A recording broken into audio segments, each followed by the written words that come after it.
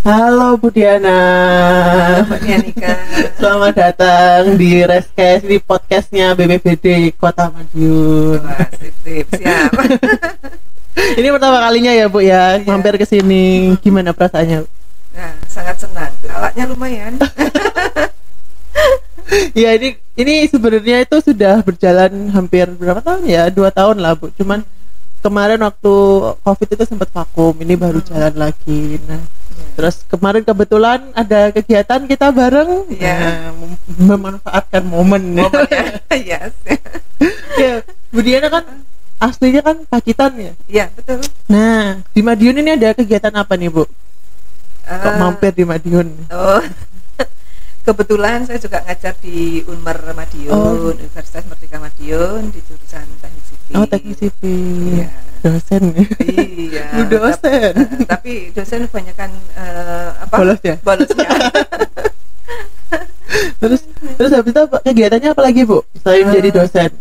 Kebetulan saya juga jadi fasilitatornya dari DPD Provinsi, terus mendampingi untuk IKD ada 8 kota kabupaten, terus juga di Istana jadi fasilitatornya provinsi juga. Ya, jadi sering mupeng-mupeng kemarin dari banyak ya Kediri, kegiatannya, Bu. terus kemarin juga baru dari Kota Madiun. Oh. Ya, minggu depan ke Pacitan. Aduh, keliling terus ya Bu ya. Iya. Aduh, ya asik gitu kayaknya. Iya, yes, alhamdulillah dinikmati Alhamdulillah. aja pokoknya. Jadi dosen itu sampingan atau pekerjaan utama ini? Kayaknya hanya hobisnya aja.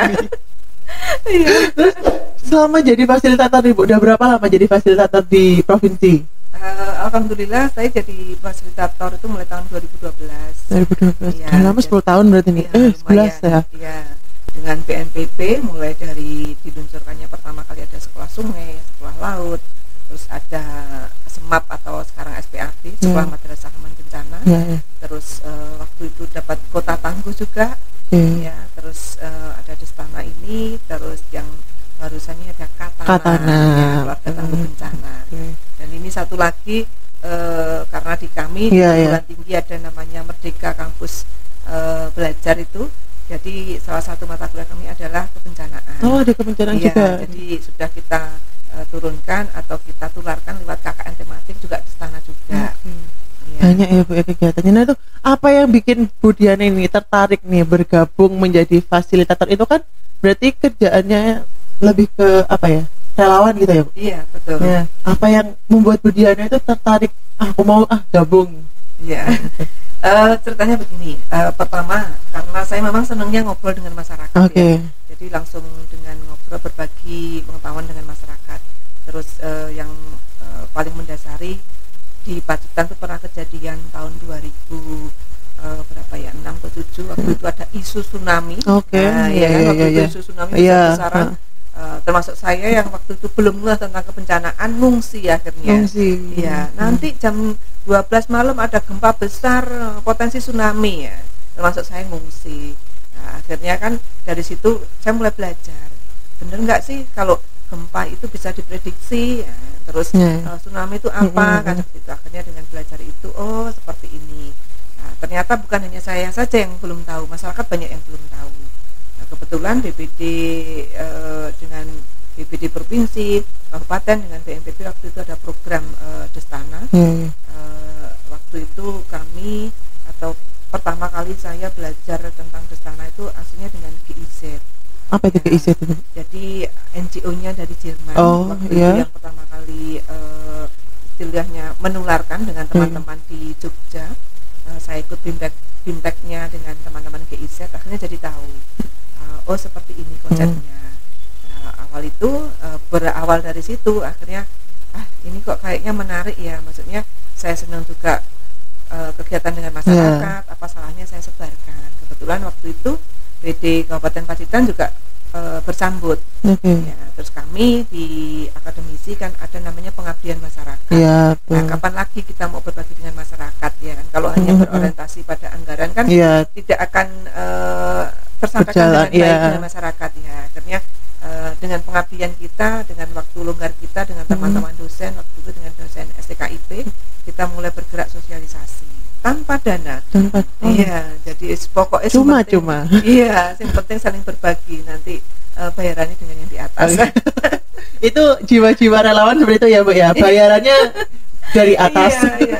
Soalnya katanya gini, kalau kamu mengejar dunia, ya kan nggak ada habisnya. Iya, tapi betul. kalau mengejar yang itu, nanti dunia akan mengikutinya. Ternyata Quotes-nya benar. ya. Quotes-nya hari Jumat ya. Iya. Oh iya, karena efek Jumat ini. Oh iya, Jumat berkah. Iya, Jumat berkah ini. Terus waktu mau gabung nih Bu, ada proses yang harus dilakukan Bu Diana nggak? Maksudnya ada persyaratan-persyaratan yang harus dipenuhi, terus ada tahapan-tahapannya seperti lolos seleksi administrasi, terus tes wawancara atau gimana? Untuk menjadi fasilitator. Iya betul. Ya. Jadi waktu itu yang utamanya adalah pengetahuannya. Jadi kalau kami dulu ada bimteknya. Oh, ada bimteknya. Ya, jadi dilatih dulu, ya kan.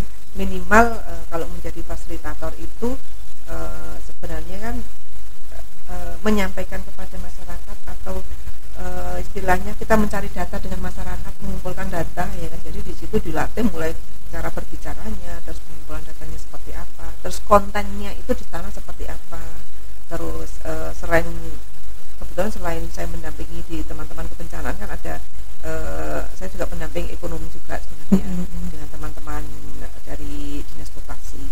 Jadi tergantung kontennya apa, jadi harus menguasai itu. Dan memang benar harus dilatih dulu. Soalnya kalau enggak dilatih karena formnya banyak, isiannya banyak, ya kan, apalagi sudah masuk ke kajian, bikin peta dan lain-lain, itu nanti kasihan masyarakat. Ya. Jadi kalau dibekali dulu, ya kan, ya sebenarnya kalau sekarang sudah banyak sih difasilitasi oleh teman-teman pihak ketiga ya. Jadi kalau tidak salah di LPTP dengan Kuncen itu kayaknya juga mau ada bimtek, ya kan, bimtek untuk menjadi fasilitator di sana. Jadi sudah banyak. Kalau dulu terbatas karena yang mengadakan hanya NGO besar, terus BNPB seperti itu. Nah itu cari-cari informasinya tentang bimtek seperti itu gimana Bu? Yang banyak gitu. Iya, biasanya kalau yang namanya relawan tuh lu lagi kan gitu ya. Di sana ketemu teman ini. Iya, sementara ini kita cari informasinya ya sama teman-teman relawan. Dari grup teman-teman gitu biasanya share-sharean gitu ya. Jadi kalau biasanya ada teman-teman dari pihak ketiga mau ngadakan, kita share ke teman-teman, ayo siapa yang mau kan gitu. Ya, semakin banyak yang mau ikut sebenarnya lebih bagus. Terus misal ada masyarakat nih, masyarakat awam, dia nggak tahu apa-apa tentang gimana caranya menjadi fasilitator nih Bu. Terus tapi dia pengen ikut. Nah itu apa yang harus dilakukan? Gitu. Yang pertama kali harus dilakukan seperti apa? Yang pertama kalau mau belajar sebenarnya ikut jadi pesertanya pada waktu ada di sana. Ya, minimal ikut paham dulu. Nanti dari situ kalau mau belajar, kalau dia mau mengikuti secara resmi lembaganya, monggo kita bisa bantu sharekan. Ya, biasanya kalau ada teman-teman dari pihak ketiga mau bimtek kan biasanya ada di grup ya. Atau kalau dia tidak mau Bu kok mahal, kalau mau otodidak, ayo silakan ikut saya, boleh, saya malah seneng. Jadi kadang beberapa mahasiswa yang tertarik, saya pengen belajar tentang fasilitator, ayo kalau mau silakan mau ikut gitu. Kalau saya sih seneng, semakin banyak masyarakat yang tertarik atau belajar, saya malah seneng. Karena apa? PR-nya masih banyak. Iya betul. Ya, di provinsi itu masih berapa ribu itu. Nah, kalau mengandalkan hanya beberapa fasilitator yang bentuk yang sudah bersertifikat kan sangat lama sekali. Ya, kan? Dan kalau istana itu kan bukan hanya setelah dibentuk ditinggal, ya kan, tapi kan tetap harus kita rawat, ya kan, terus kita dampingi terus, ya kan, menjadi berdaya juga, bukan hanya sekedar SK. Iya betul. Jadi semakin banyak fasilitator, semakin banyak yang mewadahi masyarakat biar lebih aware gitu ya Bu sama bencana. Ya kan? Nah terus kan backgroundnya Ibu ini kan teknik sipil nih. Iya. Ada nggak korelasinya sama fasilitator gitu? Kan kayaknya berbeda ya Bu. Kalau kalau backgroundnya ilmu komunikasi mungkin masih nyambung gitu ya Bu ya. Kan teknik sipil. Apa hubungannya itu sama peralatan bangunan gitu-gitu ya? Iya. Sebenarnya dari semua ilmu apapun bisa masuk. Nah, kebetulan kalau saya sebenarnya banyak juga, karena di Destana itu salah satu item modulnya atau materinya adalah pembuatan peta. Kan peta. Nah, peta itu notabene kan di sipil juga disajikan kuliah itu. Terus nanti kalau sudah bicara tentang kajian resiko itu juga ada, apalagi terkait dengan infrastruktur. Ya. Jadi contohnya di Unmer itu pernah kami mengadakan di teknik sipil mengadakan namanya lomba desain rumah ramah lingkungan. Nah, seperti itu. Terus bangunan tahan gempa. Ini kan juga salah satu mitigasi salah satu juga. bentuk mitigasi. Ya, jadi mulai mengenalkan ke mahasiswa dan masyarakat. Banyak ya Bu kegiatannya ternyata. Iya. Terus kan ya, tadi kita kan ngobrol soal Destana. Nah, Destana itu sendiri apa sebenarnya Bu? Ya. Destana itu singkatannya adalah Desa Tangguh Bencana. Atau biasanya ada juga Keltana, Kelurahan Tangguh Bencana ya, karena di tingkatan paling kecil itu kan ada desa sama kelurahan. Ya, betul. Ya. Jadi kalau di Destana atau Keltana itu bagaimana kita edukasi ke masyarakat, ya kan, bahwa yang namanya masyarakat itu harus berdaya, ya kan. Namanya bencana itu bukan hanya tanggung jawab di pemerintah saja, tapi juga masyarakat. Seperti simbolnya dari BNPB BPBD segitiga biru itu, ya kan, bukan segitiga sama kaki ya. Tepung terigu itu bukan ya. Jadi ada unsur masyarakatnya, pemerintahnya, ada dunia usaha, akademisi, media dan lain-lain. Jadi harus bersinergi. Dan bagaimana kita melatih masyarakat untuk mandiri, ya kan. Maksudnya istilahnya kalau terkena bencana, gak suwe-suwe cepat balik, pulih kembali. Ya, jadi recovery-nya nggak membutuhkan waktu yang lama gitu ya, Bu? Betul, ya. Karena kalau semua terletak atau bebannya itu dibebankan kepada pemerintah, masyarakat hanya diam saja sebagai penonton, kan tidak mungkin. Ya kan. Terus lagian kalau terjadi bencana itu sebenarnya yang paling banyak dirugikan itu kan masyarakat. Ya kan. Sebagai salah satu contohnya adalah kalau ada infrastruktur yang rusak, ya kan. Mungkin menghabiskan dana 1 miliar. Nah, pemerintah 5 tahun bisa bangun, ya kan. Tapi kalau masyarakatnya yang hilang sampai ada korban jiwa, ya kan, 5 orang itu aja untuk menciptakan lagi atau menumbuhkan 5 orang lagi kan butuh waktu, ya kan. Sekarang dari mulai kandungan sudah 9 bulan, ya kan. Ya, terus, belum tumbuh kembangnya, ya kan, sampai bisa istilahnya berkreasi atau sudah bisa istilahnya produktif gitu ya. Iya, kan umur 20 ke atas kan, butuh waktu berapa tahun kan itu. Bagaimana untuk meminimalkan korban jiwanya. Nah, itu ada kriteria yang harus disiapkan oleh daerah untuk mengajukan ini kelurahannya atau desanya harus dijadikan Destana. Ada nggak Bu kriterianya? Tidak ada kriteria. Tidak sebenarnya iya. Siapapun desanya monggo kan itu. Yang penting masyarakatnya berkeinginan dan pemangku wilayahnya. Kadang ada beberapa wilayah yang notabene tidak pernah terdampak bencana, biasanya aku gak pernah terjadi bencana ya. Tapi jangan lupakan bahwa desa jenengan walaupun tidak terkena atau terdampak bencana bisa menjadi sister village, istilahnya untuk desa penyangga. Ibaratnya kalau tetangga desanya itu kena bencana, otomatis pengungsiannya, relokasinya kan butuh jenengan. Nah, itu yang jadi masalah di Kota Madiun sebenarnya ya, Bu ya. Karena kan Kota Madiun itu anggapannya Kota Madiun ini bencananya minim sekali gitu ya. Makanya masyarakatnya itu kayak apa ya, nganak tirikan lah. Nganak tirikan namanya. Alah kayak gitu nggak penting. Nah, cara merubah pandangan seperti itu gimana, Bu? Ada saran mungkin? Memang perlu waktu. Ya, betul. Ya, perlu waktu dan memang harus istilahnya kita yang nggak bosan-bosannya untuk edukasi selalu.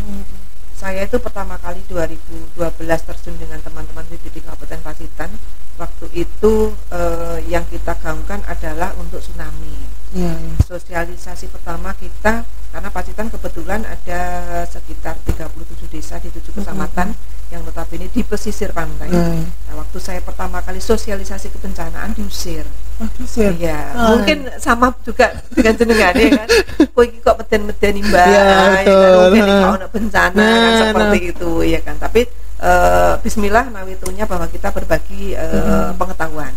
Ada yang masyarakat tidak cocok ya monggo, yang penting tidak meracuni yang lain. Kita hanya seperti ini loh, karena bagian juga notabene Indonesia itu terletak di 3 lempeng, ya kan. Terus kalau berkaca dari teman-teman akademisi bahwa Indonesia itu adalah labnya bencana, ya. Jadi kita tidak tahu walau alam dimanapun, ya banyak sekali. Nah, kalau kita tidak siapkan, pertama itu. Terus keduanya, kalau memang benar Madiun tidak potensinya sangat minim ya bencana.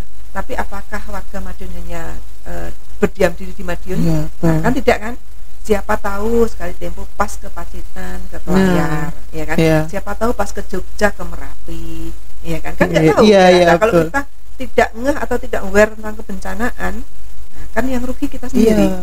Malah ya kan? nanti jadi korban di tanah orang gitu ya, Bu ya. Makanya itu ya, makanya jangan berpikiran bahwa Madiun karena istilahnya Bencananya bencananya iya, minim, sangat pengetahuan kecil sekali, tidak ya. perlu, tidak, justru kita harus waspada kan itu ya kan, karena kan tidak mungkin kita hanya berdiam diri di Madiun kan, ya kan itu potensinya kalau di desa Iya, iya, betul. Jadi ketika Destana itu mau dibentuk, itu tidak harus desa itu potensi bencananya tinggi ya, Bu ya. Tidak, Bahkan ya. yang sangat amat kecil gitu, Kecil, iya. potensinya itu juga bisa menjadi Destana. Iya, karena kalau yang namanya bencana itu kan ada alam non alam, Iya, ya sosial. kan? Ada sosial itu macam-macam, Iya, ya kan? iya. Kayak kemarin itu yang waktu kita di Mangunarjo, Iya. ya, ternyata yang kita temukan di sana adalah konflik Ya, betul. konflik sosial Iya. kan. Nah seperti itu tuh bisa dipakai bagaimana mengantisipasinya. Kita belajar di sana di situ bukan berarti kita tidak mendukung, tidak, tapi justru dengan kita belajar di sana bagaimana mengantisipasi biar tidak terjadi terulang kejadian seperti kemarin. Nah, menurut Bu Diana nih sebagai seorang fasilitator, ya, menyikapi ada konflik sosial di Iya. Madiun khususnya juga, peranan BPBD itu dalam konflik sosial itu sebenarnya sebagai apa sih, Bu? Gitu. Sangat penting sekali. Iya, iya. Ya. Karena teman-teman itu di desa itu kalau sudah kita bentuk ada forum relawannya, Iya, ya kan, bagaimanapun juga mereka kan tetap butuh pelatihan. iya. Nah, wadahnya siapa? Ya BPBD, karena forum relawan itu kan juga diperkanya BNPB, ada kan legal Iya, kan, iya. ya kan, bukan ilegal, ya kan. Iya. Nah, wadahnya tetap teman-teman BPBD. Karena apa? Teman-teman itu kan juga butuh satu, pada waktu penanganan gawat darurat, perlu kan iya, teman. iya. Nah, terus siapa belajarnya kalau nggak teman-teman BPD? Nah, yang wadahnya kan tetap teman-teman BPD, karena BPD itu adalah badan koordinasi, jadi bisa lintas sektor kan, seperti itu. Terus kalau selain itu nanti kalau sudah berkegiatan dan lain-lain tetap BPD, ya kan wadahnya. Kalau istilahnya pelatihan dan lain-lain mungkin bisa dengan instansi yang lainnya ya, kepolisian dan gitu lain-lain, ya. tapi kan tetap wadahnya di BPD karena mereka kita bentuk itu berdasarkan perkanya BNPB. Ya. Kemarin Destana kita ketemu terus. Iya. Dari hari Jumat ya, Bu? Iya. Jumat, Senin, Selasa, Rabu, Kamis. Iya. Sebagai fasilitator, ketika Ibu memfasilitatori teman-teman dari Kelurahan Mangu. Iya. Nah, menurut Bu Diana itu mereka sudah menunjukkan progres bahwa oh mereka ini interest nih dengan kebencanaan, atau mereka ini ikut tok. Alhamdulillah kemarin antusiasnya masyarakat sangat welcome sekali. Ya, kan waktu itu kita bagi menjadi dua kelompok ya. Yang satunya terkait dengan konflik, yang satunya dengan limbah industri. Nah, ternyata mereka sudah mulai memperhatikan lingkungannya. Oh, ini ternyata bencana.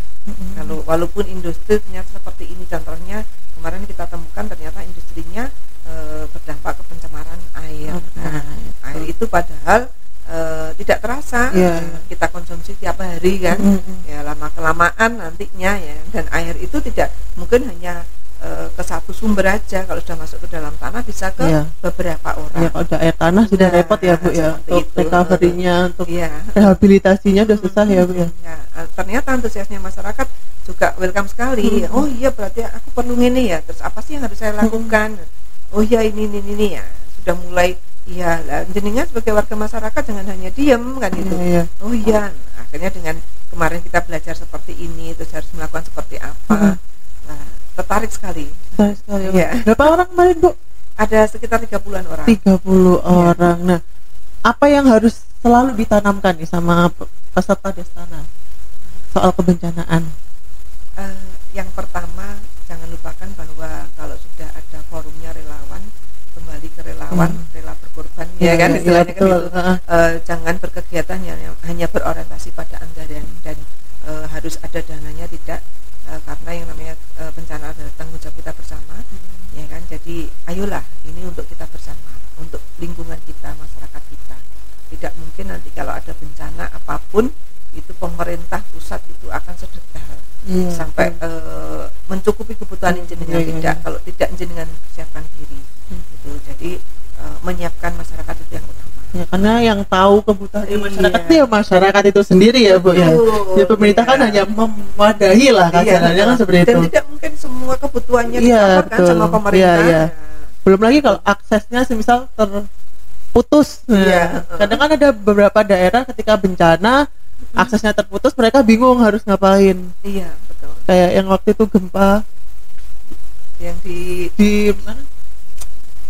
Jawa Barat itu Jawa Barat, ya itu kan sempat ada desa yang terputus. Nah, itu kan Pacitan waktu 2017 kena siklon Cempaka.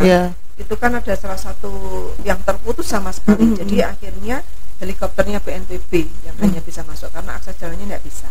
Terus di wilayah pesisir pantai daerah Sirnoboyo Kembang kan banjir, ya kan. Jadi hujan, tanggul jebol, air pasang naik. Jadi ada beberapa desa yang terendam. Dan karena kita sudah melatih di sana, nelayan menaikkan kapalnya, justru nelayan masyarakatnya sendiri yang melakukan evakuasi. Karena apa? Yang tahu jalannya kan mereka. Iya, betul. Kalau teman-teman BPD kan bukan orang situ. Karena yang tahu biasa melewati mereka ya. Terus ini jalan ini kecetek moga, betul. Rendah, kan ini lewat mana kan itu. Karena rata-rata terendam dan hanya kelihatan di atapnya saja di wilayah Sirnoboyo Kembang itu. Jadi justru nelayan ya kan forumnya relawan di sana yang bergerak untuk melakukan evakuasi dan kapal mereka yang dipakai. Ya kan. Kalau kapalnya BPD hanya berapa? Iya, jumlahnya kan terbatas. Betul, makanya Destana itu bagaimana apa sih yang dipunyai masyarakat yang bisa digunakan pada waktu bencana, bukan hanya miliknya pemerintah saja. Berarti banyak ya Bu sebenarnya manfaatnya untuk sebuah wilayah itu ketika menjadi bagian dari Destana. Sangat banyak sekali ya. Karena kalau sudah terputus teman-teman dari BPD, TRC, Basarnas nggak bisa masuk, siapa yang mau menolong kalau tidak diri kita sendiri ya. Seperti itu. Nah, siapa aja sih Bu ya sebenarnya yang bisa gabung nih jadi Destana? Maksudnya bagian dari forumnya itu. Ya. Kalau forumnya itu siapapun silahkan. Yang penting dari unsur wilayah itu.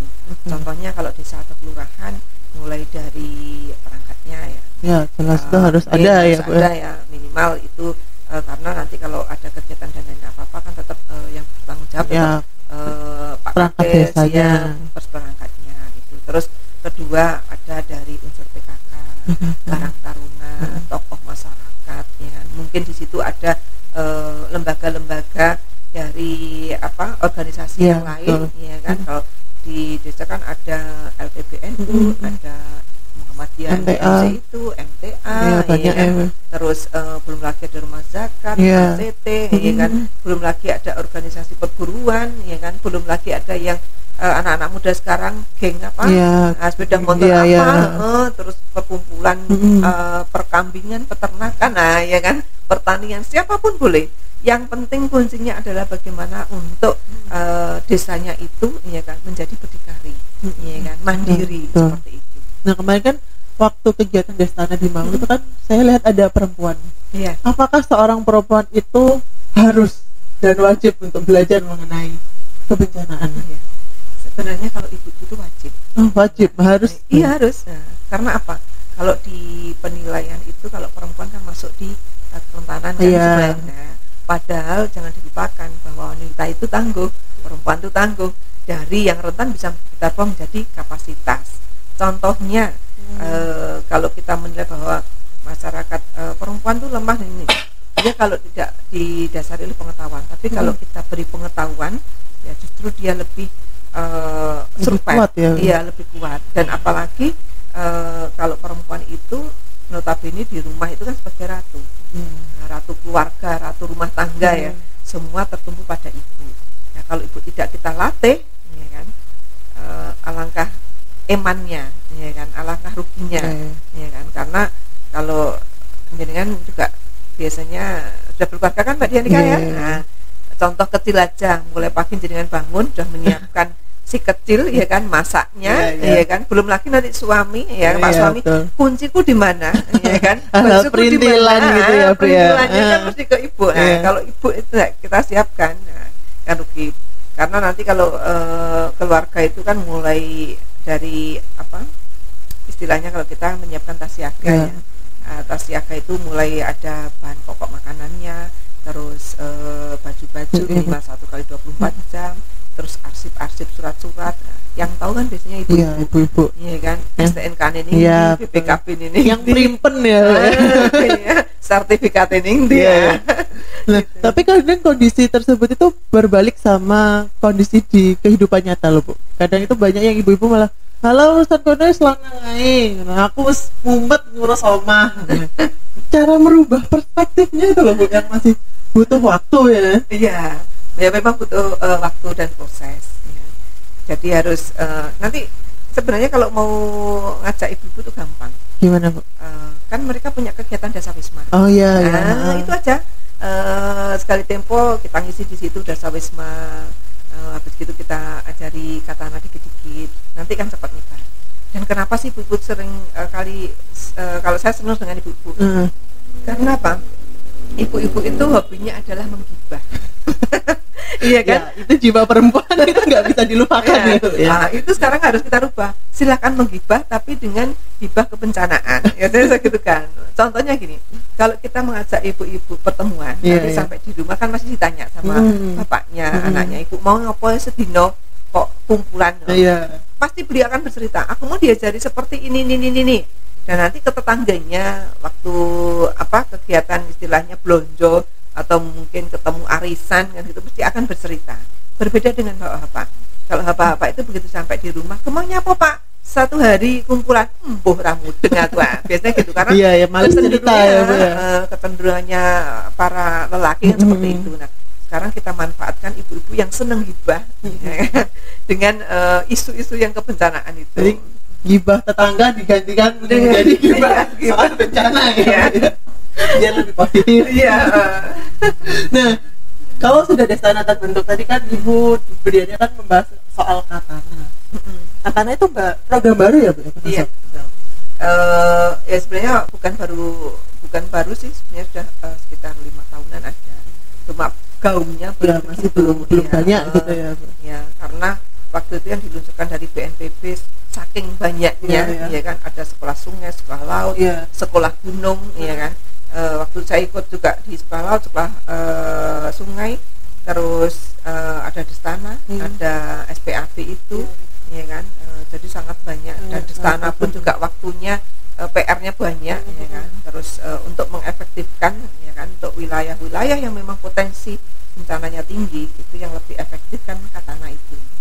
Ya, terus katana itu konsepnya. Ya, konsepnya seperti apa? Ya, kalau katana itu singkatannya adalah keluarga tangguh bencana. Ya, itu berarti turunannya Destana. Ya, kalau Destana itu lingkupnya adalah di tingkat desa. Ya. Nah, kalau katana itu per rumah. Oh, per rumah. Iya, jadi nanti yang kita ajari adalah ibu-ibu, ya kan, per rumah. Ya kan? Jadi per rumah itu minimal 1 RT lah. Yang potensi bencananya tinggi di mana? Itu ibu-ibu itu kita ajari. Nah, di sana ibu-ibu kita ajari mulai menyiapkan tas siaga, terus menyiapkan denah di rumahnya, ya kan.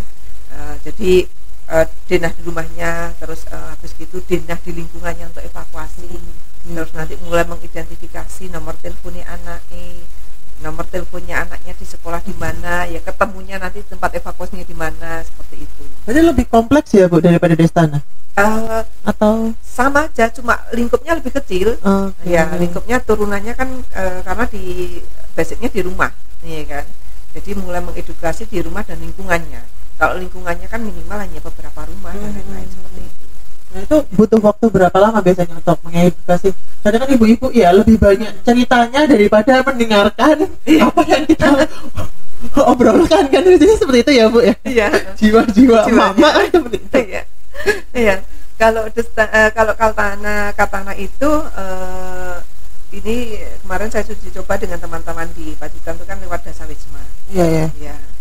Sebenarnya Dasawisma itu kan 1 bulan sekali, ya kan. Dari situ nanti habis dari situ baru nanti setelah berapa hari dapat itu ngobrol lagi, ya kan. Jadi kalau saya waktu itu karena konsepnya hanya ingin mengenalkan, tapi kalau mau dibikin program khusus sih sebenarnya ya nggak terlalu lama lah, 2 hari 3 hari, tapi nggak boleh terlalu banyak, ya biar ibu fokus di masing-masing ya, karena nanti ibu-ibu itu harus bekerja sendiri, gambar denah rumahnya sendiri, menentukan tempat evakuasinya, ya kan? Sesuai sama rumahnya sendiri ya Bu ya. Kadang ada kan contohnya ibu-ibu itu kalau menempatkan barangnya itu kan biasanya rata-rata kan di atas lemari. Iya, barang-barang berat itu pasti di atas lemari. Di atas lemari. Padahal itu kalau di kami, di teman-teman kebencanaan itu kan justru berbahaya ya Bu ya. Berbahaya karena kalau ada gempa kita kan nggak tahu. Iya betul. Namanya bencana itu kan nggak keluar kan. Iya. Datangnya jam berapa? Mendadak dan tiba-tiba. Dan besarannya berapa kita juga nggak tahu ya kan. Jadi kalau ditaruh di atas itu kalau ada gempa kan sangat riskan sekali. Terus posisi tempat tidur sama lemari. Iya biasanya kan sebelahan ya Bu ya. Alasannya biar gampang ngambil baju. Terus pintunya itu bagaimana, buka keluar atau buka ke dalam? Kan kita waktu itu kan nggak pernah berpikir ya. Ya, jadi kenapa sih pintu harus buka ke luar? Jadi kalau kita mau evakuasi dobrak kan enak keluar, tapi kalau ke dalam susah. Iya kan, apalagi kalau ada banjir besar, ya kan justru air cepat masuk ke rumah. Ya, tapi kalau bukanya keluar kan bisa untuk nahan itu. Gitu. Jadi dalam membangun rumah itu banyak aspek yang menurut keestetikan itu bagus, tapi ternyata untuk kebencanaan justru buruk ya Bu ya. Iya, makanya kita itu Indonesia itu kan baru mulai istilahnya ngeh bencana itu kan mulai 2011, 2012 setelah ada gempa tsunami di Aceh. Tsunami Aceh yang sampai menghancurkan sebagian Aceh itu ya Bu ya. Selama ini kan kita nggak pernah berpikir untuk bencana, berbeda dengan Jepang ya. Jepang itu edukasinya mulai beratnya bayi lahir procot udah diajari kan. Kalau Indonesia kan nggak tabu kan, waktu itu kan istilahnya kalau kita belajar bencana istilahnya ngeden-ngedeni itu. Jadi mungkin karena kalau kita bandingkan sama Jepang, karena Jepang kan intensitas gempanya lebih sering daripada mungkin di sini ya Bu ya. Cuman kan kalau di sini kan bencana sering juga, cuman nggak terasa. Terus sejauh ini Bu Diana sudah pernah mendampingi berapa katana? Ya, katana di mana saja? Kalau katana ini saya baru uji coba di Pacitan. Di Pacitan ya, di lingkungan saya sendiri. Sendiri. Terus sama di tempatnya mahasiswa kita KKN. Terus kebetulan kemarin kita kan dapat programnya Rencon ya, dari IOM gitu. Terus kita uji coba juga katana juga dengan teman-teman mahasiswa. Jadi saya itu kalau mau kegiatan ya katana destana itu sebisa mungkin kalau saya ngajar di satu mata kuliah, mahasiswa saya ajak edukasi juga untuk tugasnya. Kenapa? Biar mahasiswa juga latihan juga. Ini kan, ini loh wilayahku. Terus bersentuhan dengan masyarakat seperti itu. Jadi kalau begini selama jadi dosen mengajarkan ke mahasiswanya untuk menjadi seorang fasilitator itu harus tahu dulu ya Bu, wilayahnya seperti apa yang penting. Walaupun tidak saya ajak menjadi fasilitator, minimal mahasiswa saya itu paham tentang kebencanaan dan menularkan ke lingkungannya. Terus dengan seperti apa? Kita kasih tugasnya adalah salah satu katana tadi. Otomatis kalau dia bikin di rumahnya sendiri, nanti di tugas itu bikin katana di rumahmu dan tetanggamu 2 orang. Sudah kan? Nah, dia akhirnya kan belajar apa sih katana. Otomatis dia ngajak tetangganya kan, sudah mengedukasi seperti itu. Sepertinya belajar sama Bu Diana itu makanya banyak yang pengen berebutan fasilitatornya Bu Diana ini. Terus program kedepannya Bu Diana mau mengerjakan destana mana lagi mungkin? Minggu depan saya masih mendampingi dengan teman-teman provinsi di Pacitan, di Sendang Kelayar, itu di Pantai Kelayar itu yang potensi tsunami ya. Terus kebetulan juga kita dapat Pacitan ada kegiatannya dari IDRIP juga, Istana Tsunami juga ada 6 desa. Ya. Terus selain itu juga kita dengan teman-teman dosen bikin kajiannya juga, ada bikin Rencon, terus ada RPP, kebetulan juga ada bikin Kota Madiun juga ini RPP-nya ya. Terus sama Ponorogo itu mintanya untuk Rencon longsor. Iya. Kan Bu Diana selain destana katana itu kan juga dampingi pembuatan dokumen-dokumen kebencanaan. Iya. Nah, betul ya Bu ya. Iya. Dokumen kebencanaan itu apa aja Bu sebenarnya Bu? Kayaknya banyak sekali ya. Ini kayaknya saya mengerjakan juga nggak ada habisnya ini. Iya, sebenarnya ya dikatakan banyak ya banyak. Nah, Iya. habis ada KRP. Iya, ada KRP, terus turunannya di bawah ada RPB, ya kan. Terus nanti habis itu Renkon. Nah, bedanya KRP dengan Renkon, kalau KRP itu multi hazard, ya, semua bencana masuk, ya kan, karena kajian risiko bencana. Tapi kalau Renkon itu kan rencana kontingensi, itu per satu Fokus sama satu bencana. satu bencana harus satu Renkon. Nah, kenapa? Karena harus fokus di situ. Kenapa satu bencana satu dokumen ya? Karena kan nanti penanganannya berbeda, ya kan? Istilahnya potensinya berbeda, terus isinya juga berbeda. Contoh kecil, kalau di tsunami, ya kan, evakuasinya menjauhi pantai. Iya. Kalau longsor dari pegunungan turun ke daratan, ya kan, kalau jadian satu kan tidak mungkin, ya, jadi harus sendiri-sendiri. Kalau Ya angin kan? puting beliung gimana Bu? Kemarin saya dapat permintaan sosialisasi angin puting beliung itu bingung gitu ya. Apa yang harus aku? Kalau puting beliung itu harus dasarnya dengan teman-teman BMKG ya. Iya, iya. Karena kita nggak tahu prediksinya. Iya, ya kan Kalau susah tidak kan punya, ya. susah ya. Itu seperti siklon seperti Iya, itu. Pasti kan juga seperti itu. Kadang yang tahun kemarin di wilayah ini, Iya, tahu-tahu berapa bulan berikutnya pindah lagi. Dan itu kan Iya. nggak rutin ya Bu, Iya, kayak nggak gempa atau Iya. tsunami. Iya, Nah, itu gimana Bu cara memprediksinya atau cara menghindarinya lah? Kalau puting beliung itu sebenarnya kalau korban yang banyak itu pertama di wilayah-wilayah yang terbuka, ya kan. Kedua, wilayah-wilayah ada banyak pohonnya, ya. Terus potensinya tinggi seperti itu ya, atau mungkin di lereng-lereng pegunungan seperti itu. Jadi kalau antisipasinya ya begitu ada potensi, ya kan. Istilahnya ya harus jangan terlalu dekat-dekat dengan yang pohon tinggi.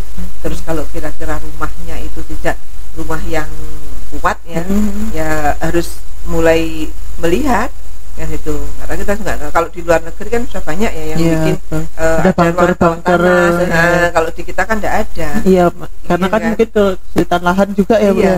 betul. Dan budget. Itu intermezzonya bagus loh Bu, itu buat tambahan saya. Ya balik lagi ke apa dokumen kebencanaan tadi loh Bu.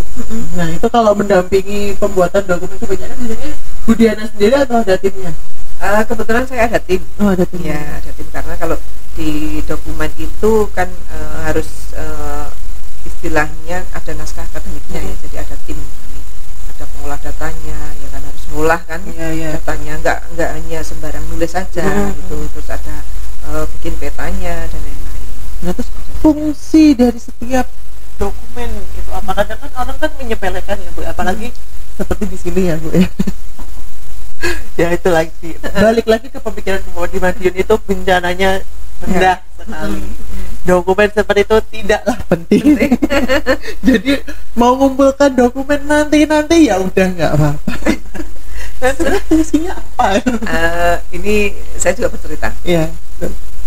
Sebelum kita kena siklon Cempaka 2017, Pacitan itu saya sosialisasikan sama Mbak ya. Jadi nggak pernah dilirik. Apa sih meten-meteni kan gitu. Nah, bener setelah kena siklon Cempaka, terus banyak kita itu ada 12 kecamatan, 171 desa dan kelurahan hampir semuanya terdampak. Ya kan. Terus waktu itu kalau semua mengandalkan dari pemerintah kan tidak mungkin, ya kan. Nah, manfaatnya ternyata kenapa sih kita harus bikin dokumen? Salah satu contohnya di desa. Desa itu punya duit, punya anggaran, ya kan. Tapi mau bantu masyarakatnya nggak bisa. Karena apa? Dasar hukumnya apa? Ya kan. Kalau kita mau menganggarkan sesuatu itu kan harus punya regulasinya kan, ya kan. Dasarnya di situ. Itu salah satu contoh desa aja. Banyak waktu itu kades konsultasi atau curhat dengan saya, Mbak, terus aku ki piye? Bu aku ki piye? Aku harus nulung masyarakat, duit duit. Lah terus sak ngomong tak nggo bantu masyarakat tuh tak nggo nukokne kae omahe rusak tak nggo dandani. Masuk anggaran ning ndi mata rekening ning ndi ya kan. Lah ki engko ujung-ujungnya aku dilebur ning bikin produksi gitu ya Bu ya. Seperti itu. Kan dilema juga kan. Yang gak tak tulung di masyarakatku. Nah, akhirnya dari situ inilah pentingnya. Kenapa sih mulai dari desa itu harus punya Renkon, harus punya KRB, RPB, bukan hanya di tingkat kota kabupaten, tapi desa juga. Kenapa? Karena desa kan juga punya anggaran, dan sekian persennya dana desa sudah diatur oleh Kemendes harus untuk kebencanaan. Nah, makanya harus punya regulasinya. Fungsinya pas engkon delalah enek bencana ya metami jang bayi ya, tapi kan kita nggak tahu kan. Nah, kalau kita dapat bencana kita sudah siap. Kan itu loh, mau dianggarkan sudah ada regulasinya. Pasitan dulu waktu itu ya seperti itu, hanya mengandalkan BTT. Kalau BTT bisa, tapi kalau untuk yang lainnya nggak bisa. Karena nggak punya, terbatas jadinya. KRP nggak punya, RPP, Renkon, nah, ya kan akhirnya mengandalkan sama BNPB. Nah, ini harapannya setiap desa, setiap kota kabupaten juga sudah punya regulasinya. Karena sudah diatur di undang-undangnya, di SPM juga sudah ada, ya kan. Kalau untuk kota sama kabupaten, di desa sudah ada undang-undangnya dari Permendes untuk penganggaran desanya, seperti itu. Fungsinya itu. Itu fungsinya ternyata tuh apa ya? Bagus sekali ya Bu. Maksudnya fungsinya itu sangat bermanfaat bagi masyarakat. Jadi kalau ada satu aja dokumen yang tidak terpenuhi, itu kan berakibatnya juga sama masyarakat sendiri ketika ada bencana. Ya, Bu. Nah, proses pembuatan dokumen itu sebenarnya lama nggak sih Bu? Dokumen kebencanaan itu mulai dari KRB, RPB, Renkon. Lama tidaknya itu tergantung dari satu yang mau buat itu kan bukan BPD saja, ya kan, tapi semua unsur, ya kan, semua yang tergabung di situ. Contohnya kalau yang namanya kota kabupaten kan OPD yang terlibat, nah, ya kan tadi segitiganya, istilahnya segitiga itu harus jalan semua, ada masyarakatnya, ada pihak ketiga, dunia usaha, media massa dan lain-lain. Kalau itu mau duduk bareng, duduk bersama, terus saling memberikan informasi, ya kan, tidak akan lama. Tapi kadang kendalanya diajak duduk bareng itu yang agak susah. Nah, itu masalahnya itu dari awal. Kalau mau duduk bareng sebenarnya kita pernah uji coba waktu kita bikin Renkon di Kabupaten Pacitan itu, kita prosesnya sekitar 6 bulan, ya kan. Itu melibatkan ada 47 desa. Karena Renkon yang dibikin adalah gempa tsunami, 47 desa yang terlibat, dan OPD semuanya di Kabupaten Pacitan. 6 bulan selesai, ya. Itu tadi kuncinya, gelem lungguh bareng, ya, saling berbagi informasi. Karena komunikasinya, karena dokumen itu adalah dari masyarakat dan kembali ke masyarakat. Nah, penghimpunan data apa sih biasanya yang enek piye? Siapa melakukan apa, terus duimu opo, seperti itu. Nah, mungkin tuh untuk daerah-daerah yang memang potensinya tinggi itu aware ya Bu ya. Ya balik lagi kayak untuk daerah yang potensinya rendah itu kadang masyarakatnya masih ke-awareness-nya kurang gitu Bu. Nah, itu yang menjadi apa ya, masalah di kita juga gitu loh Bu, ketika mau menyusun sesuatu, mau melakukan sesuatu, masyarakatnya nggak aware, kita wis ngomong sampai berbusa, masyarakatnya ini juga sebenarnya satu PR juga waktu kebetulan waktu kita gabung dengan teman-teman provinsi, dengan programnya Siap Siaga, membuat roadmap bagaimana untuk percepatan peningkatan kapasitas. Itu juga kita bukan hanya di tingkat kabupaten ya, tapi provinsi melibatkan semua kabupaten. Salah satunya kendalanya juga sama, yang wilayah itu nggak potensi bencana biasanya nggak aware. Pertama itu. Kedua, kalau tidak ada divisi misinya bupati, wali kota, biasanya juga nyesewu, kurang aware. Betul. Iya carane. Nah, kemarin juga itu salah satu PR-nya. Nah, salah satu PR-nya adalah bagaimana memasukkan isu kebencanaan ke dalam visi misinya pada waktu bupati, wali kota, dan mungkin gubernur juga. Ya kan? Nah, carane piye? Ya kembali ke sana, ke provinsi juga, ya kan? Ke provinsi menekankan seperti ini, mungkin KPU dan lain bahwa itu harus dimasukkan salah satunya. Ya, karena biar aware semuanya. Ya contohnya seperti ini, kalau yang namanya stunting, Iya. itu kan juga sebenarnya kan juga bencana kan? Iya, betul. Sangat cepat sekali boomingnya. Iya. Iya kan, stunting, terus ada pernikahan dini, iya kan, terus kemiskinan. Nah, tapi kenapa sih bencana tidak ya? Padahal stunting, kemiskinan itu kan juga sebenarnya salah satu bencana juga, iya kan. Tapi kenapa nggak disentuh kan gitu? Itu mungkin juga balik lagi ke pemangku kepentingan dari BPBD juga Bu. Kadang kan rollingan itu. Yang rolling itu kan tidak punya basic tentang kebencanaan. Nah, jadi masih memakai pemikiran deep instansinya yang sebelumnya dipraktekkan di sini. Dan itu kan berbeda sekali kan Bu. Betul. Nah, kalau itu dulu, seberapa penting sih sebenarnya? Sangat penting sekali. Bu, ya? Kalau dulu setahu saya setiap kali ada perpindahan sebagai kepala pelaksana di BPBD, dulu saya masih ingat BNPB itu mesti mengadakan BIMTEK. Nah, jadi kalau menjadi kala itu harus BIMTEK tentang manajemen kebencanaan, ya kan. Jadi ben visi misinya ya, istilahnya kan gitu. Istilahnya backgroundnya sama lah kan gitulah. Tapi nggak tahu setelah kesini mungkin ya juga terkait anggaran dan lain-lain atau mungkin regulasinya saya juga nggak tahu ya. Itu mulai jarang dilakukan, ya kan.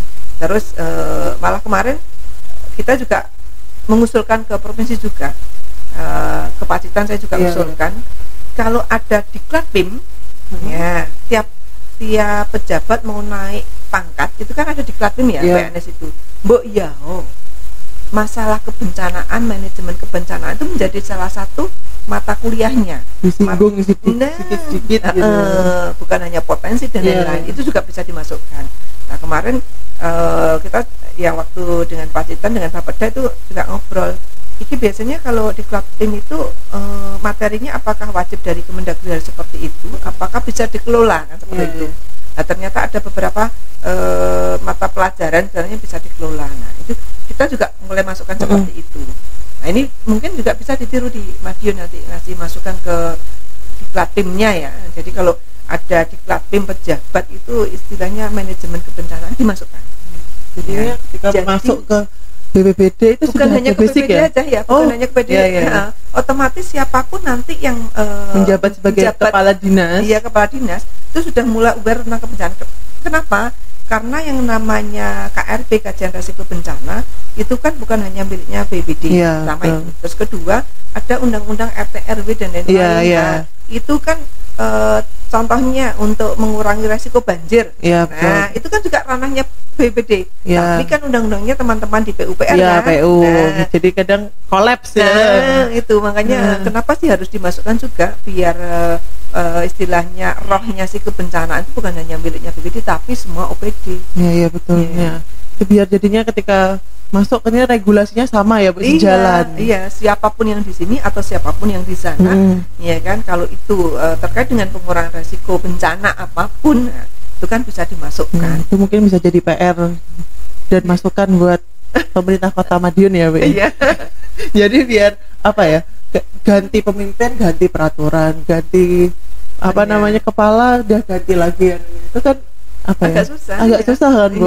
Terlebih kalau itu menyangkut tentang dokumen-dokumen kebencanaan, terus kegiatan-kegiatan kebencanaan. Kalau pemimpinnya aja nggak tahu basicnya, dan mengarahkannya itu susah loh. Dan sebenarnya bukan salahnya pimpinan ya, karena mereka nggak paham kan. Makanya itu. Sekarang bagaimana memahamkan mereka atau memahamkan teman-teman yang harusnya sudah di level pimpinan. Nah, salah satunya itu tadi di diklat PIM dimasukkan di materi itu. Makanya kalau sekarang di kampus kami ada harus ada mata kuliah kebencanaan kan wajib sudah sekarang beberapa kampus sudah mulai aware ya Bu. Itu. Jadi bagaimana sih mempercepat peningkatan kapasitas, salah satunya itu kan mahasiswa katakanlah satu perguruan tinggi ada kayak di Unmer itu kan sekitar 600-an, di kami itu sipil aja 600-an. Kalau 600 sudah kita bekali minimal tentang itu, nah, dia di rumah kan pasti bercerita. Nah, tiap tahun ganti lagi ya, kan cepat. Nah, itu. Nah, kalau sekarang di tingkat pendidikan sudah, kenapa di tingkat pemerintahan belum kan itu ya kan? Itu masih jadi PR dan apa ya? Tamparan buat kita juga ya Bu ya. Iya. Jadi biar enggak hanya apa istilahnya, kalau jadi orang BPD kok gak nggak iya, salah kan. pembinaannya Iya, kan gitu sebenarnya, loh. Bu. Karena mereka nggak dibekali itu. Cuman mungkin yang agak salah ketika mereka mengimplementasikan pekerjaan yang lama di gitu loh. Penyesuaian. Iya, masih penyesuaian mungkin ya. Ya, cuman kan ya karena kan masyarakat pekerja di lapangan itu kan beda ya, Bu. Kalau sama pekerja di kantoran gitu. Betul. Mindsetnya juga berbeda, apalagi relawan ya, Bu ya. Iya. Kan mereka bekerja karena hati nurani. Sedangkan kalau di kantoran kan karena gaji. Gaji. Makanya memang kalau mau istilahnya, kalau mau ngajak satu orang menjadi relawan itu kadang orang bilang, ya wis duitnya akeh. Ya tidak harus orientasi sama uang, yang penting ada niat ya kan. Maksudnya apapun yang dilakukan dengan ikhlas, terus nawaitune iki mau tidak orientasi ke situ, insya Allah bisa. Enggak gampang mengajak orang untuk menjadi seorang relawan ya, Bu ya. Iya. Ya, dia sendiri kan merasakan. Iya. Ya, dan rata-rata biasanya kalau saya dampingi desa itu kan mesti begini, wah ini kalau harus sosialisasi anggarannya berapa, Bu? Saya tanya balik ganti, emang kalau sosialisasi harus pakai anggaran, Pak? Saya dulu ngawali sosialisasi nol budgeting. Carane piye? Satu, kalau ke sekolahan saya ngambil di waktu minggu pertama murid baru. Nah itu kan PLS ya sekarang. Kalau dulu istilahnya apa ya? MOS. Nah itu kan satu minggu mesti rata-rata murid sekolahan itu kan nggak ada kegiatan. Nah, kita hanya lebih ke sekolahan, Pak, Bu, piye sama seminggu iki bocahmu tak ajari tentang kebencanaan.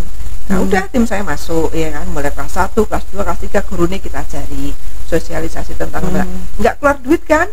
Dan itu mereka sekarang juga seneng daripada murid kelambangan kemana-mana, dolan kemana-mana itu. Terus ada lagi kalau ke masyarakat dan gak larang piye, nah, masuk aja pada waktu 1 dasa wisma tadi, arisan PKK ya bapak di arisan RT ya kan, belum pengajian, putar filmin Jagong, itu aja, nggak ada duit kan. Ngumpul-ngumpul di warkop itu juga bisa jadi sarana ya, Bu ya. Iya, yang penting niatnya. Kalau niatnya kita itu mau berbagi tentang info ini, ayo, nggak usah harus orientasi dana.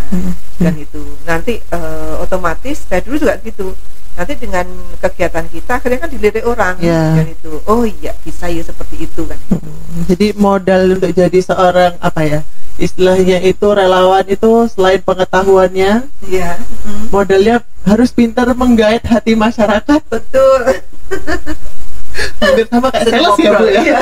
Seneng ngobrol. Iya. Betul. Itu kalau selama seneng ngobrol itu insya Allah informasinya itu cepat cepat bertukar, terus cepat tersampaikan juga gitu. Sebenarnya asik ya, Bu ya, kalau bahas tentang bencana, karena kan yang namanya bencana itu luas sekali. Dan banyak sekali yang bisa dikulik. Ya kan, mulai dari perintilan-perintilan yang remeh sampai yang besar. Karena ya itu balik lagi kan, banyak masyarakat yang masih belum aware kan, Bu. Karena mungkin mereka sendiri belum pernah mengalami, itu kan juga bisa jadi alasan ya, Bu. Beda kalau mereka sudah pernah mengalami. Kayak Pacitan tuh begitu sudah pernah mengalami, akhirnya baru oh iya ternyata penting, baru sadar, tanahnya penting, terus nggawe dokumen renkon penting, KRB penting, akhirnya berarti kan merasakan nunggu disadarkan oleh Tuhan. Ya jangan dong. Harusnya ini loh contohnya yang sudah terdampak seperti ini. Cuma kadang kan mereka, oh lah ya itu kan di sana, di sini enggak gitu. Itu masih banyak, Bu. Masih banyak saya menemukan hal kayak gitu tuh. Apalagi kalau saya kan ngajar di kampus, salah satu kampus kesehatan gitu. Itu masih banyak yang, nah itu kan di sana loh, Bu, di sini kan nggak ada apa-apa gitu. Itu mas, tapi harus dikembalikan kalau ada jawaban seperti itu. Emang jenengan rumahnya sini, iya kan? Emang jenengan hanya di sini aja, nggak pernah kemana-mana, iya kan? Nah, contohnya kalau gini, seperti ibu-ibu kemarin gitu, di sini nggak ada, tapi jenengan biasanya kalau di Madiun berarti kan sering ke Aston, ke hotel-hotel itu, sekarang kalau jenengan ke hotel-hotel itu yang dicari pertama apaan? Ya resepsionis itu kan gitu. Nah nggak tahu toh, Padahal kalau jenengan harusnya kalau paham kebencanaan, kalau masuk hotel ya harus dicari apanya, tangga daruratnya dulu kan itu. Nah, ini kan pengetahuan kebencanaan, iya kan. Terus kalau ada kebakaran, bukti ini kebakaran banyak di kota-kota, ya kan. Terus kudu piye kan? Bingung ya kan jadinya. Sama kalau masuk mall yang dicari tenan makanan. Ada kan yang harus dicari kan pintu daruratnya di mana, terus jalur evakuasinya, titik kumpulnya di mana. Nah, itu yang kadang dilupakan oleh masyarakat kita ya, Bu. Iya. Itu agak sepele sebenarnya. Iya kan, sepele tapi penting gitu. Ya, mungkin itu yang bisa kita bahas dulu Bu Diana, karena sebenarnya masih banyak ya Bu ya. Iya. Cuman keterbatasan waktu. Oke. Besok disambung lagi. Iya, nanti ada part 2, part 3. Boleh. Karena kan kita masih sering kerjasama ya Bu. Ini RPB juga masih mendampingi, terus IKD. Nah, IKD. Nah, IKD itu kan banyak ya Bu ya, yang perlu di daerah. Ya. Nah, itu IKD itu sebenarnya untuk apa? Terus IKD itu apa? Kadang saya lihat pertanyaan IKD itu kan seratusan ya Bu. Iya. Lihat aja bacanya aja udah pusing ya. Itu pertama kali masuk ditunggu IKD udah ini apa? Iya. Jadi IKD itu adalah indeks ketahanan daerah. Jadi adalah alat ukur, nih kan. Sebenarnya alat ukurnya bukan untuk BPD ya. Alat ukur dari daerah itu sudah siapkah, ya kan? Siapkah untuk pengurangan resiko. Nah, alat ukurnya di situ bukan hanya BPD sebenarnya, ada PUPR, ada LH, Dinas Pendidikan juga ada, Dinas Kesehatan, banyak elemennya. Seluruhnya, ya. Makanya pada waktu di provinsi itu mulai tahun 2019 kan, IKD 2018, 2019 itu waktu itu masih disupport full sama teman-teman di provinsi. Itu ngumpulkannya semua OPD, tapi lama-kelamaan harapannya dari teman-teman provinsi itu masing-masing kota kabupaten mengadakan seperti ini. Jadi membawa hasil ke provinsi sudah minimal sudah bentuk jadi. Gue foto jane. Nah, itu adalah salah satu ikunya. Ikunya wali kota, bupati dan gubernur. Karena apa? Capaiannya. Ini kan ngukurin yang kono. Kerja niki bener-bener kerja pokok anggar kerja kan itu ya kan. Kalau nanti nilainya tinggi berarti wis kerjanya sesuai SOP dan lain-lain. Dan sebenarnya kalau saya lihat di pertanyaan-pertanyaan IKD, kalau kita benar-benar mau melaksanakan sampai di indikator yang persoal itu nomor 4 ya, itu nggak bakalan kena KPK. Kok bisa? Bisa wong di pertanyaan 3-4 itu kan mesti tanya evaluasi monefnya seperti apa. Kelemahan kita teman-teman OPD itu sudah jalan kegiatannya, lupa monefnya. Lupa monefnya, ya kan? Nggak ada evaluasinya, ya kan? Nggak ada buktinya. Akhirnya kena, ya kan? Terus untuk perencanaan bulan berikutnya copy paste, ya kan? Itu sebenarnya itu bagus. Kalau saya melihat ini sebenarnya kalau ada satu daerah yang menangkap benar-benar bagus, iya kan, dia nggak bakalan kena KPK kan gitu. Iya betul. Iya kan? Nah, sejauh ini Bu Diana udah mendampingi berapa kota? Ada 8 kota kabupaten. Itu mana aja tuh Bu? Pacitan, terus Kota Madiun, Kabupaten Madiun, Kota Kediri, Kabupaten Kediri, terus Magetan, terus Gresik, satunya lagi Trenggalek. Banyak ya Pak. Dan itu rata-rata daerah-daerah yang bencananya tinggi semua. Bencananya tinggi. Ya kan kayak Trenggalek itu kan rawan longsor, banjir. Ya kan Bu ya. Terus tadi mana? Kediri. Kediri juga ada gunungnya sama kayak di Pacitan. Iya. Kabupaten Madiun banjir ya waktu itu sampai masuk ke tol. Itu kan dulunya nggak ada, sekarang ada. Makanya itu luar biasa. Terus ini dari 8 kota yang ada progres dengan progres positif? Sebenarnya semuanya sudah ada beberapa yang progres, kayak Kota Kediri kemarin kita dampingi, kebetulan kalaknya Bu Indun tuh sangat konsen sekali aware sekali. Terus piye caranya aku tiap tahun ada kenaikan kan gitu ya. Pacitan juga seperti itu, yang kurang di mana, bolongnya di mana, itu bisa.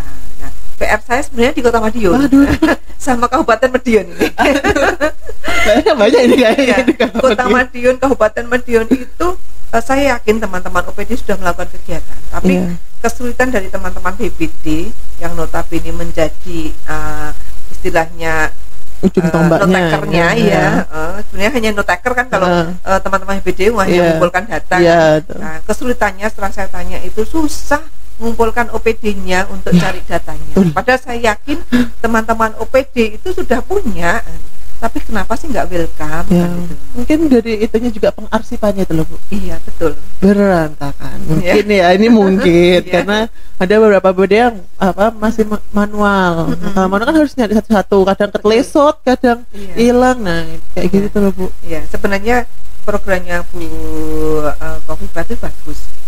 Mulai tahun kemarin kan sudah dicanangkan satu data, ya kan. Jadi maksudnya satu data itu mulai kebencanaan, ekonomi, sosial semua masuk. Betul. Nah, fungsinya apa? Ya ini fungsinya. Jadi kalau membutuhkan itu tinggal klik. Nah, sudah sebenarnya itu enaknya ya Bu. Kan kemarin sepertinya masih proses itu ya Bu ya. Betul. Iya. Trial. Iya. Saya itu pernah uji coba dengan teman-teman salah satu desa di Pacitan. Jadi menggunakan dana desanya, saya uji coba bikin link satu data untuk kebencanaan data penduduk. Ternyata sangat enak sampai hari membantu ini sekali ya Bu ya. Jadi begitu ada masyarakat yang meninggal dikeluarin, ada masyarakat yang lahir dimasukkan, jadi selalu update, ya kan. Dan ternyata malah penak perangkatnya gawe ini, ya kan, seperti itu. Butuh apa-apa sekali iki lo lingkun dimasukkan. Tapi saya kemarin juga agak maksudnya sedikit kaget waktu di Manguaco, ya kan, jenengan kasih linknya, saya buka, kita buka linknya profilnya 0, gak ono poponi, padahal tingkat saya sampai ini apa kendalanya kok nggak dimasukkan, nggak ada tenaganya, aduh kan sangat sayang. Padahal istilahnya kuncinya teman-teman di desa, kelurahan, kota, kabupaten itu adalah linknya ya sekarang, karena semua sekarang sudah berbasis IT digital, jadi orang tuh lihatnya kan itu. Dan sebenarnya kalau dikelola dengan baik juga menjadi ajang promosi ya Bu ya. Bisa UMKM-nya, wisatanya, ya kan, selain untuk data statistiknya, geografisnya. Ya itu mungkin cuman ada kekurangan sumber dayanya ya Bu ya. Bisa dibilang sumber dayanya. Jadi perlu jagung bareng tadi. Iya. Kurang jagungnya. Saya yakin kalau Kota Madiun itu anggaran punya. Cuma karena belum dikelola dengan baik. Mungkin belum tahu arahnya, mungkin alurnya belum belum jelas mungkin ya Bu ya. Jadinya ya seperti itulah. Ya cuman harapannya kan ketika udah ada Destana, mereka sudah ada punya pandangan nih, harus diapakan target selanjutnya gitu. Dan harapannya kan dengan adanya Destana juga masyarakat itu jadi lebih aware sama sekitar, karena apalagi kan di daerah Mangu itu kan konfliknya cukup tinggi juga kan Bu. Ternyata di sana kemarin saya temukan ada konflik antar perguruan. Iya itu yang sebenarnya bukan di masyarakatnya di Mangu. Kemarin saya ngulik-ngulik justru kadang dari orang dari luar masuk ke sana, dan kayaknya memang sengaja provokasi. Seperti itu. Kan iman-iman kan itu. Masyarakat sendiri sebenarnya juga sudah merasakan kan itu loh, bahwa ya nenek seperti ini sampai kerusuhan, yang rugi itu bukan 1-2 orang ya kan. Ya kalau orangnya sih nggak masalah, tapi kalau sudah merusak fasilitas umum, itu kan belum rumahnya masyarakat kan itu kan. Ya kan yang repot kalau sudah fasum sama fasasnya. Diacak-acak. Belum lagi nanti faktor dampaknya ke ekonomi. Biasanya iso dodolan, sing iso rezeki akhirnya gak iso dodolan. Kan juga dirugikan banyak aspek yang akhirnya tersendat karena adanya kejadian tersebut. Tadi tanya satu merembah kemana-mana. Biasanya gitu. Iya betul. Padahal ini udah mau closing. Iya. Kayak mungkin ada pesan, ini terakhir ini Bu, ini terakhir, bener-bener terakhir. Pesan mengenai kebencanaan buat masyarakat. Ya, ada pesan-pesan yang mau disampaikan, Bu Diana? Pesan saya hanya satu, bahwa bencana itu adalah tanggung jawab kita bersama. Jadi ayolah bareng-bareng, ya kan, bersama-sama dengan BPD dan siapapun, ya kan, untuk mulai aware tentang kebencanaan. Singkat, padat. Tapi bermakna. Ya, terima kasih Bu Diana sudah mau mampir ke sini, sudah banyak membantu BPBD Kota Madiun, mulai dari kemarin pendampingan IKD juga dengan sabar walaupun kita keteteran. Terus nampingi ini pembuatan RPB Destana juga. Jadi insya Allah nanti kalau ada kegiatan lagi Bu Diana diajak lagi. Insya Allah semoga tetap pariwisata. Iya, amin ya kan, karena biar bolak-balik sini terus. Iya. Itu podcast kita hari ini. Jadi jangan lupa buat teman-teman untuk lebih aware lagi tentang kebencanaan. Ya, semakin kita aware sama kebencanaan, semakin rendah resiko yang akan kita terima. Betul begitu Bu Diana? Iya, betul. Betul sekali. Oke. Kita akhiri podcast kita hari ini. Salam tangguh, salam kemanusiaan. Sampai jumpa.